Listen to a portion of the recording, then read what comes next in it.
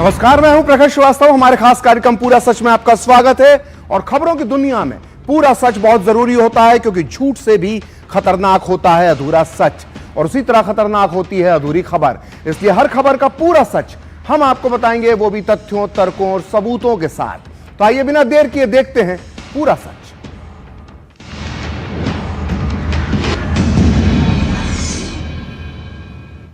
तो आज सोमनाथ मंदिर पर हुए आक्रमण के 1000 वर्ष पूरे हो रहे हैं। 1000 वर्ष ये इतिहास में कोई साधारण संख्या नहीं होती। ये वो काल होता है जिसमें सत्ताएं पैदा होती हैं, फूलती हैं और मिट्टी में मिल जाती हैं। लेकिन आज इस 1000 साल के मोड़ पर भारत एक संदेश के साथ खड़ा है। कौन बचा और कौन मिट गया? अरब सागर गवाह है कि सोमनाथ मंदिर आज भी खड़ा है, भव्य, अडिग, गर्व से भरा हुआ।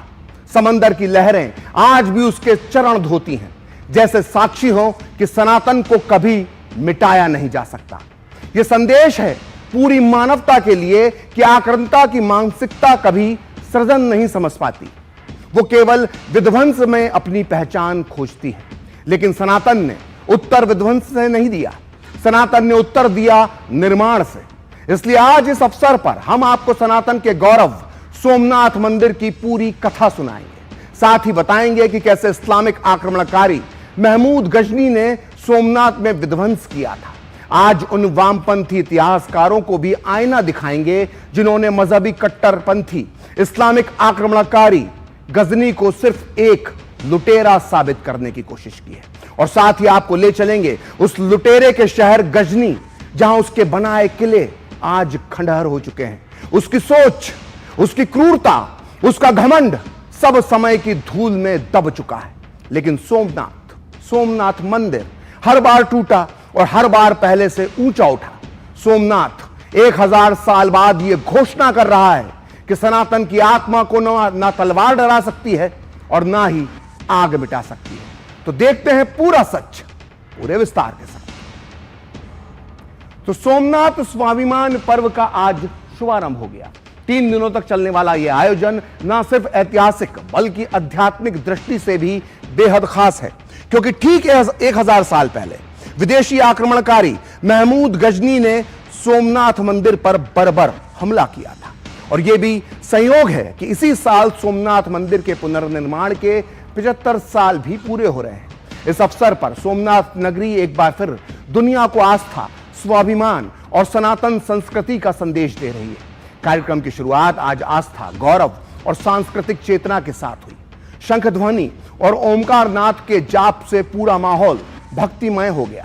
परिसर जय सोमनाथ और हर हर भोले के नारों से गूंज उठा। भक्तों का जोश और आस्था आज देखने लायक थी। हर चेहरे पर श्रद्धा और गर्व साफ झलक रहा था। श्रद्धालु हर हर महादेव के जयकारे लगाते नजर आए।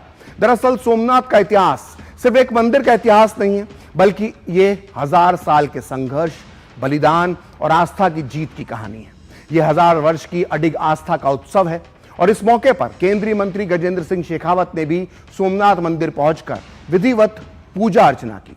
सोमनाथ स्वाभिमान पर्व के शुभारंभ के अवसर पर गुजरात के उप मुख्यमंत्री हर्ष सांघवी भी पहुंचे। उन्होंने बताया कि 72 घंटे तक चलने वाले ओमकार जाप की शुरुआत हो चुकी है। तो पहले आप भी देखिए कैसे हुआ सोमनाथ स्वाभिमान पर्व का भव्य शुभारंभ।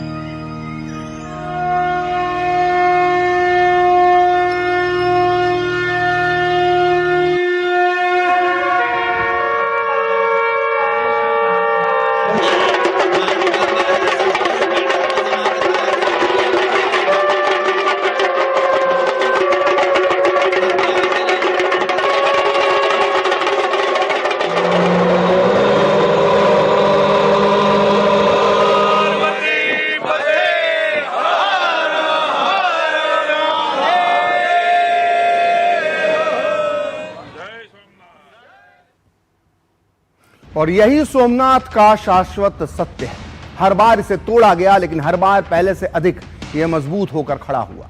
पीढ़ी दर पीढ़ी आस्था को मिटने नहीं दिया गया और सोमनाथ दृढ़ता, विश्वास और संकल्प का जीवंत प्रतीक बन गया। सोमनाथ स्वाभिमान पर्व के शुभारंभ के अवसर पर प्रधानमंत्री नरेंद्र मोदी ने देशवासियों को बधाई दी और सोमनाथ की अपनी पिछली यात्राओं की कुछ तस्वीरें भी सोशल मीडिया पर साझा की। पीएम मोदी ने देशवासियों से यह अपील भी की कि अपनी सोमनाथ यात्रा की तस्वीरें वो हैशटैग सोमनाथ स्वाभिमान पर्व के साथ जरूर सोशल मीडिया पर शेयर करें। अपने पोस्ट में पीएम मोदी ने कहा कि 1000 वर्ष पूर्व जनवरी 1026 में सोमनाथ मंदिर ने अपने इतिहास का पहला आक्रमण झेला था। साल 1026 का आक्रमण और उसके बाद हुए अनेक हमले भी हमारी शाश्वत आस्था को डिगा नहीं सके, बल्कि इनसे भारत की सांस्कृतिक एकता की भावना और भी ज्यादा सशक्त हुई और सोमनाथ का बार बार पुनरुद्धार हुआ। सोमनाथ स्वाभिमान पर्व का यह अवसर भारत माता के उन असंख्य सपूतों को स्मरण करने का पर्व है जिन्होंने कभी अपने सिद्धांतों और मूल्यों से समझौता नहीं किया। पीएम मोदी ने आगे लिखा कि समय कितना ही कठिन और भयावह क्यों ना रहा हो, उसका संकल्प हमेशा अडिग रहा। हमारी सभ्यता और सांस्कृतिक चेतना के प्रति उनकी निष्ठा अटूट रही। अटूट आस्था के 1000 वर्ष का यह अवसर हमें राष्ट्र की एकता के लिए निरंतर प्रयासरत रहने की प्रेरणा देता है। तो आज हम आपको सोमनाथ मंदिर पर हुए इस्लामिक हमलों का पूरा सच बताएंगे। गजनवी से लेकर औरंगजेब तक की कट्टरपंथी मानसिकता को समझाएंगे। लेकिन उसके पहले यह जानना बहुत जरूरी है कि सनातन धर्म में सोमनाथ के मंदिर का कितना पवित्र स्थान है। सोमनाथ भारत के 12 ज्योतिर्लिंगों में प्रथम स्थान पर माना जाता है। इसका उल्लेख स्कंद पुराण, श्रीमद् भागवत, शिव पुराण और प्राचीन पवित्र ग्रंथों में मिलता है। मान्यता है कि सोमनाथ मंदिर का निर्माण महाभारत काल में चंद्रभागा राज्य के राजा सोमदेव द्वारा किया गया था। पुराणों में इसे ज्योतिर्लिंग परंपरा से जोड़ा गया, जहां शिव ज्योति के रूप में विराजते हैं। समय के साथ वैदिक उत्तर परंपराओं में शैव उपासना मजबूत होती गई और सोमनाथ मंदिर पूरे भारतवर्ष में एक प्रमुख तीर्थ के रूप में प्रतिष्ठित हुआ। ऐतिहासिक दृष्टि से देखें तो प्रारंभिक मध्यकाल तक सौराष्ट्र, जहां सोमनाथ मंदिर स्थित है, वो एक समृद्ध व्यापारिक क्षेत्र था। चालुक्य सोलंकी राजवंश के राजा मूलराज के बारे में माना जाता है कि उन्होंने 997 ईस्वी से पहले इस स्थल पर सोमनाथ मंदिर का भव्य पुनर्निर्माण करवाया था। उस समय इस मंदिर में दीवारों से जड़ा स्वर्ण सूर्य सा दमकता था। हीरे जवाहरात रत्न ऐसे चमकते थे जैसे आकाश के सितारे हों। हाथियों के दांत, रेशमी वस्त्र, मोतियों की मालाएं और चांदी के दीपों की पंक्तियां सब मिलकर वैभव का ऐसा राग रचते थे जिसमें व्यापार, भक्ति, कला सब एक स्वर में गाते थे। सोमनाथ मंदिर की भव्यता के किस्से उस समय की इस्लामिक सल्तनतों तक भी पहुंचे, जिसे सुनकर वहां के बादशाह सोमनाथ मंदिर को नष्ट करने का मन बनाने लगे। सोमनाथ की भव्यता क्या थी, इसका वर्णन ईरान के समकालीन इतिहासकार जकरिया अल काज़वीनी अपनी दस्तावेज असारे अल विलाद व अखबार अल इवाद में करते हैं। वो सोमनाथ मंदिर की भव्यता के बारे में लिखते हैं सोमनाथ की मूर्ति को मंदिरों के बीचों बीच रखा गया था। इस मंदिर का हिंदू धर्म में बहुत ऊंचा स्थान था।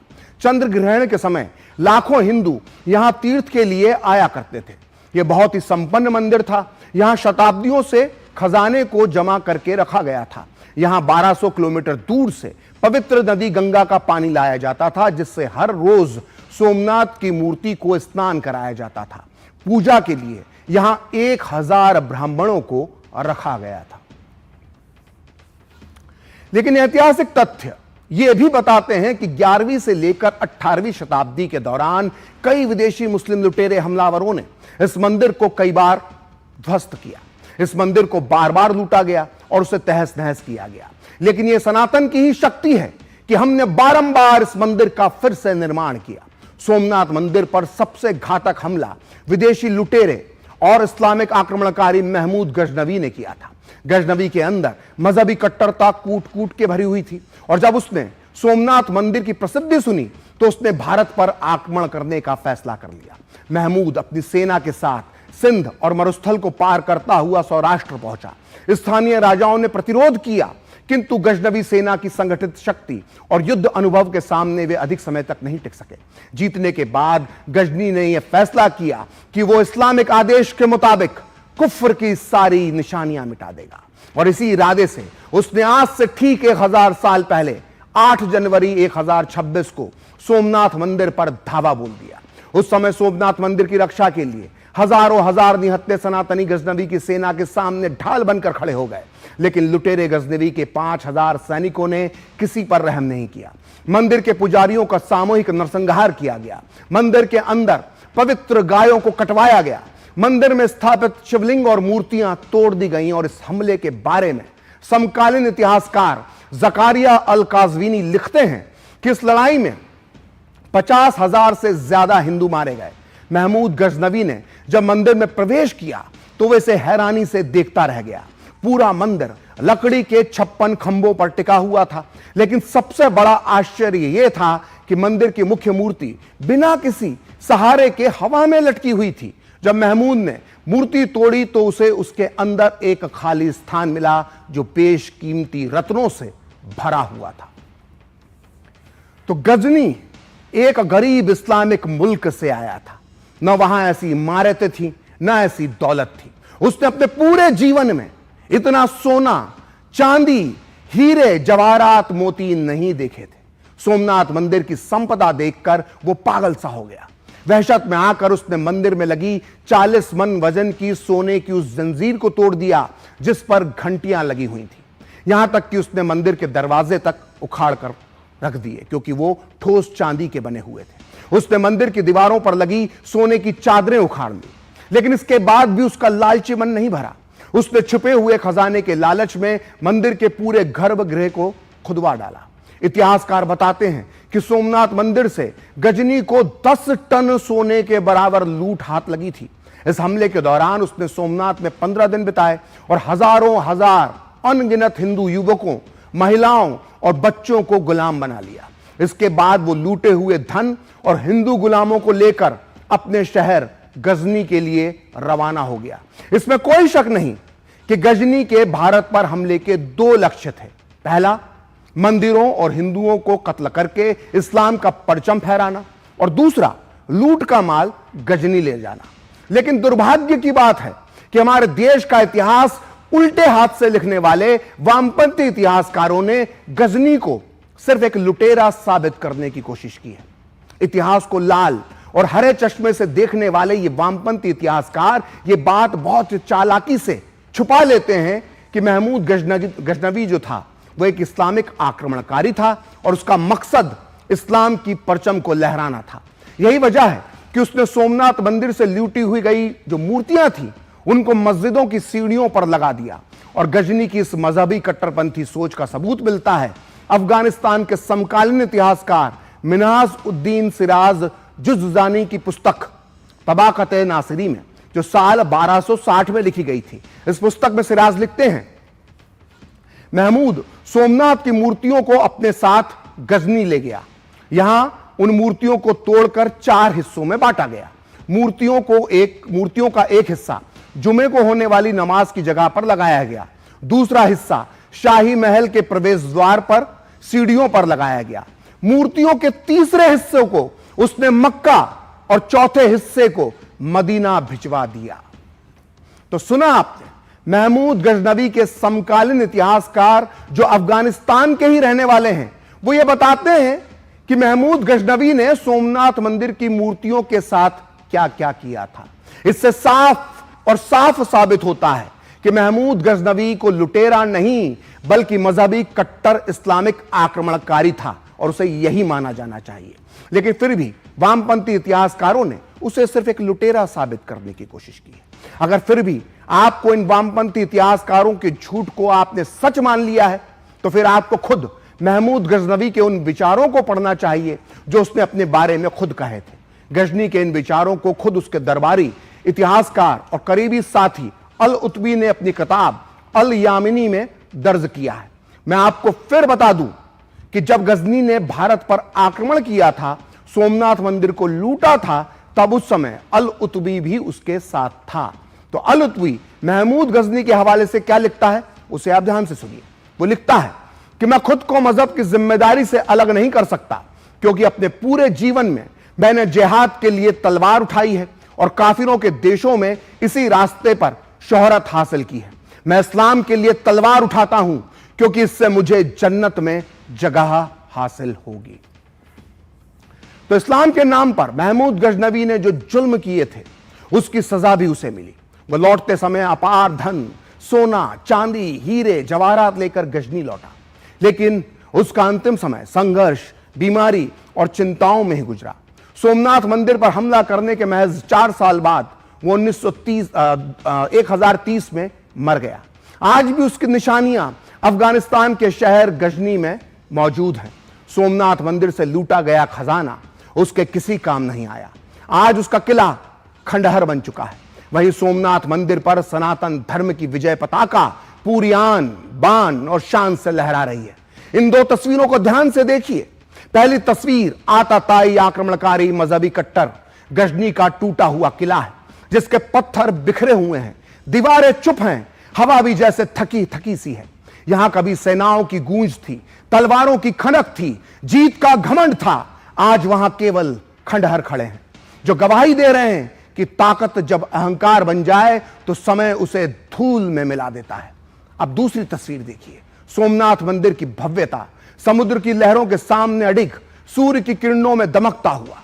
यह वही स्थान है जिसे बार बार तोड़ा गया, अपवित्र किया गया, मिटाने की कोशिश की गई, लेकिन आज इसका शिखर गजनी जैसे आक्रमणकारियों से पूछता है कि तुम जीत कर क्या ले गए और हम टूट कर क्या बन गए। इतिहास का नियम बहुत कठोर है, बहुत निष्ठुर है, पर निष्पक्ष भी है। जो तलवार के भरोसे अमर होना चाहते हैं, जो किले बनाते हैं और किले खंडहर बनते हैं, जो आस्था के भरोसे जीते हैं, वे मंदिर बनाते हैं और मंदिर संस्कृति बन जाते हैं। गजनी के खंडहर चीख चीख कर बताते हैं कि डर से पैदा की गई सत्ता की उम्र बहुत छोटी होती है। सोमनाथ की भव्यता बताती है कि विश्वास से जन्मी चेतना को कोई मिटा नहीं सकता। यह केवल पत्थरों की कहानी नहीं है, यह चेतावनी है। मिटाने वालों के नाम इतिहास में नहीं टिकते, लेकिन मिटने वाले अपनी आस्था से अमर हो जाते हैं। यही फर्क है, यही भारत की आत्मा है, यही सनातन धर्म का सत्य है। उधर गजनी के वापस जाने के बाद गुजरात के राजा भीम और मालवा के राजा भोज ने इसका पुनर्निर्माण करवाया मंदिर का, लेकिन मुस्लिम आक्रमणकारियों की नजरों में सोमनाथ मंदिर हमेशा खटकता रहा। 1297 में जब दिल्ली सल्तनत ने गुजरात पर कब्जा कर लिया तो सोमनाथ मंदिर को अलाउद्दीन खिलजी के आदेश पर फिर से ध्वस्त कर दिया गया। मंदिर को फिर से हिंदू राजाओं ने बनवाया, लेकिन सन 1395 में गुजरात के सुल्तान मुजफ्फर शाह ने मंदिर को फिर से तोड़वाकर सारा चढ़ावा लूट लिया। इसके बाद 1412 में उसके पुत्र अहमद शाह ने भी यही किया। बाद में मुस्लिम क्रूर बादशाह औरंगजेब के काल में सोमनाथ मंदिर को 2 बार तोड़ा गया। पहली बार 1665 में और दूसरी बार 1706 में। 1665 में मंदिर तोड़वाने के बाद जब औरंगजेब ने यह देखा कि हिंदू उस स्थान पर अब भी पूजा अर्चना करने आते हैं, तो उसने वहां एक सैन्य टुकड़ी भेजकर कत्लेआम करवाया। जब भारत का एक बड़ा हिस्सा मराठा साम्राज्य के अधिकार में आ गया, तब 1783 में इंदौर की महारानी परम पूजनीय प्रातः स्मरणीय अहिल्याबाई ने मूल मंदिर से कुछ ही दूरी पर पूजा अर्चना के लिए सोमनाथ महादेव का एक और मंदिर बनवाया, लेकिन यह निर्माण भी अधूरा ही था। कुल मिलाकर इतिहासकारों की माने तो सोमनाथ मंदिर को मुस्लिम लुटेरे आक्रमणकारियों ने 17 बार नष्ट किया। पीएम मोदी भी अपने भाषणों में कई बार सोमनाथ मंदिर पर हुए इन आक्रमणों का उल्लेख कर चुके हैं। इस मंदिर को सैकड़ों सालों के इतिहास में कितनी ही बार तोड़ा गया, यहां की मूर्तियों को खंडित किया गया, इसका अस्तित्व मिटाने की हर कोशिश की गई, लेकिन इसे जितने भी बार गिराया गया वे उतनी ही बार उठ खड़ा हुआ। इसलिए भगवान सोमनाथ मंदिर आज भारत ही नहीं पूरे विश्व के लिए एक विश्वास है और एक आश्वासन भी है। जो तोड़ने वाली शक्तियां हैं, जो आतंक के बलबूते साम्राज्य खड़ा करने वाली सोच है, वो किसी कालखंड में कुछ समय के लिए भले हावी हो जाए, लेकिन उसका अस्तित्व कभी स्थायी नहीं होता। वो ज्यादा दिनों तक मानवता को दबाकर नहीं रख सकती। ये बात जितनी तब सही थी जब कुछ आतताई सोमनाथ को गिरा रहे थे, उतनी ही सही आज भी है जब विश्व ऐसी विचारधाराओं से आशंकित है।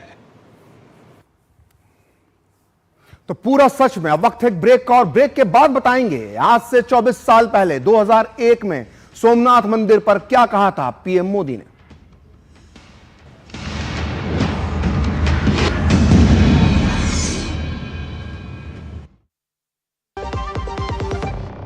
टिंग टिंग, आपके लिए एक फेस्टिवल ऑफर है। क्यूआर कोड स्कैन करो, यूपीआई पिन डालो और 10,000 रुपए आपके बैंक अकाउंट में। पिन डालूंगा तो पैसा खट से आएगा नहीं, झट से कट जाएगा।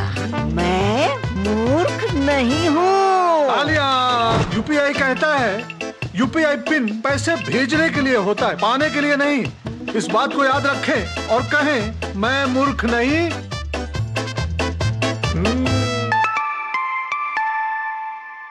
जाइए, आप भी किसी का टेस्ट लीजिए।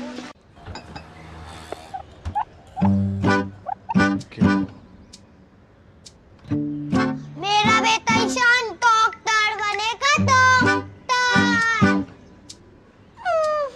मेरा ईशान तो साइंटिस्ट बनेगा। अब ये ईशान क्या बनेगा?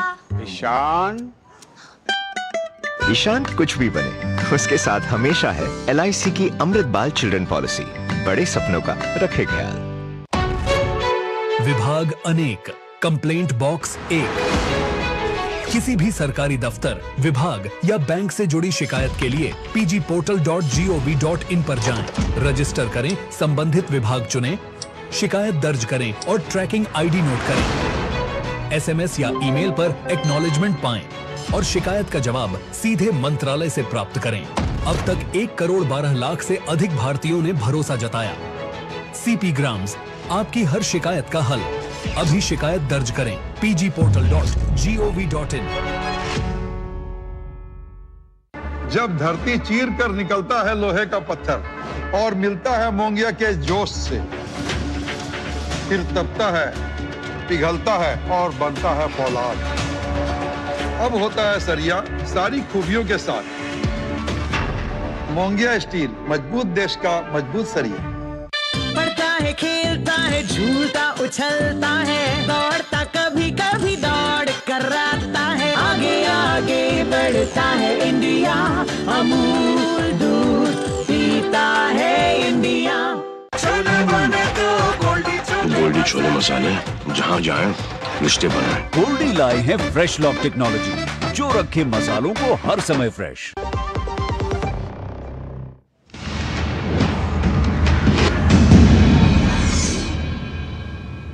तो ब्रेक के बाद पूरा सच में आपका फिर से स्वागत है। और 31 अक्टूबर 2001 को सोमनाथ मंदिर में एक ऐतिहासिक सभा हुई थी।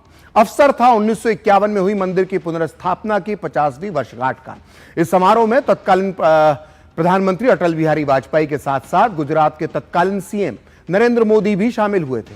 तब अपने संबोधन में उन्होंने डॉक्टर राजेंद्र प्रसाद, सरदार पटेल और KM मुंशी जैसे दिग्गजों के विजन को याद किया था, जिनके समर्पण से सोमनाथ मंदिर का पुनर्निर्माण संभव हो पाया। आज मोदी आर्काइव ने 2001 में सोमनाथ पर दिए उनके भाषण का ऑडियो जारी किया है। आप भी सुनिए उस भाषण के कुछ अंश।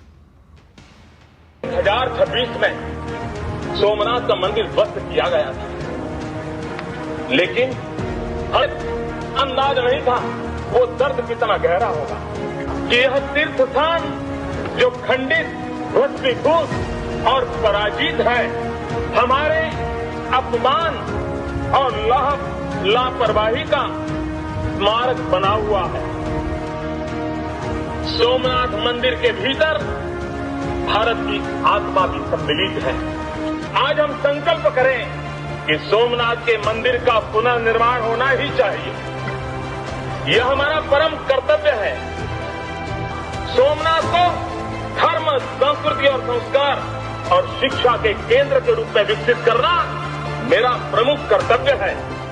मैं उन वीरों को भी नमन करना चाहता हूं जिन्होंने सदियों तक सोमनाथ की रक्षा करने के लिए अपने प्राणों को बलि चढ़ा दिया। जय जय सोमनाथ। तो आज पूरा सच में इतना ही। कल फिर होगी आपसे मुलाकात अपने इस खास कार्यक्रम पूरा सच में किसी और मुद्दे की पड़ताल के साथ। तो मुझे और मेरी पूरी टीम को दीजिए अनुमति। नमस्कार।